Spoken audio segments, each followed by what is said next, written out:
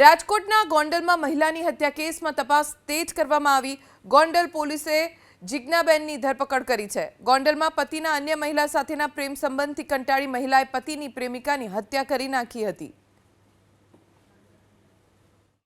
ફરિયાદીબેન શીલુબેન છે તેની દીકરી જલ્પાબેનને આ કામના આરોપી જિજ્ઞાબેનના પતિ કિશનભાઈ સાથે પ્રેમ સંબંધ હોય, આડા સંબંધ હોય, જે આ આરોપી જિજ્ઞાબેનને સારું નહીં લાગતા આ જિજ્ઞાબેને તારીખ 7ના બપોરના 3 વાગ્યાના આસપાસ પાવડાના હાથા વડે આ ફરિયાદીબેનના દીકરીને માથાના ભાગે તથા મોઢાના ભાગે પાવડાના હાથા મારી મૃત્યુ નિપજાવેલ છે। આ અનુસંધાને તાત્કાલિક ગોંડલ સિટી પોલીસ સ્ટેશન ખાતે બીએનએસ કલમ 103(1) અને જીપીએક 135 મુજબ ગુનો દાખલ કરવામાં આવેલ છે અને આ આરોપી બેન જિજ્ઞાબેન કિશનભાઈ કોળીને તાત્કાલિક ધરપકડ કરવામાં આવેલી છે।